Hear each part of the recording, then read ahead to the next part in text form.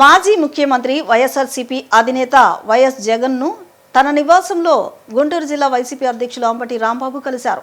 అక్రమ కేసులో అరెస్టై రిమాండ్లో ఉన్న అంబటి రాంబాబు బెయిల్పై విడుదలయ్యారు. తనపై టీడీపీ ప్రభుత్వం పెట్టిన అక్రమ కేసులు, టీడీపీ రౌడీ మూకలు తన ఇంటిని ధ్వంసం చేసిన తీరు, హత్యాయత్నం, పోలీసుల నిర్లిప్తి వైఖరి, కొంతమంది పోలీసుల అధికారుల ఓవర్ యాక్షన్ వంటి అంశాలను వైఎస్ జగన్కు వివరించారు అంబటి రాంబాబు. తప్పుడు కేసులపై ఆందోళన చెందాల్సిన అవసరం లేదని, చట్టపరంగా ఎదుర్కొందామని వైఎస్ జగన్ భరోసా ఇచ్చారు.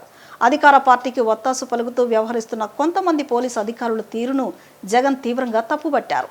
ప్రజల పక్షాన, ప్రజల తరపున చేస్తున్న పోరాటంలో ఎదురయ్యే ఆటంకాలు, వేధింపులు ధీటుగా ఎదుర్కొని ప్రజలకు అండగా నిలుద్దామని పార్టీ నాయకులు, కేడర్ ఆందోళన చెందాల్సిన అవసరమే లేదని ఆయన అన్నారు. మాజీ ముఖ్యమంత్రి వైఎస్ఆర్సీపీ అధినేత వైఎస్ జగన్ను తన నివాసంలో గుంటూరు జిల్లా వైసీపీ అధ్యక్షులు అంబటి రాంబాబు కలిశారు. అక్రమ కేసులో అరెస్టై రిమాండ్లో ఉన్న అంబటి రాంబాబు బెయిల్పై విడుదలయ్యారు. తనపై టీడీపీ ప్రభుత్వం పెట్టిన అక్రమ కేసులు, టీడీపీ రౌడీ మూకలు తన ఇంటిని ధ్వంసం చేసిన తీరు, హత్యాయత్నం, పోలీసుల నిర్లిప్తి వైఖరి, కొంతమంది పోలీసుల అధికారుల ఓవర్ యాక్షన్ వంటి అంశాలను వైఎస్ జగన్కు వివరించారు అంబటి రాంబాబు. తప్పుడు కేసులపై ఆందోళన చెందాల్సిన అవసరం లేదని, చట్టపరంగా ఎదుర్కొందామని వైఎస్ జగన్ భరోసా ఇచ్చారు.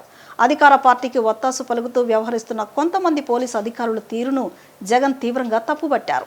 ప్రజల పక్షాన, ప్రజల తరపున చేస్తున్న పోరాటంలో ఎదురయ్యే ఆటంకాలు, వేధింపులు ధీటుగా ఎదుర్కొని ప్రజలకు అండగా నిలుద్దామని పార్టీ నాయకులు, కేడర్ ఆందోళన చెందాల్సిన అవసరమే లేదని ఆయన అన్నారు.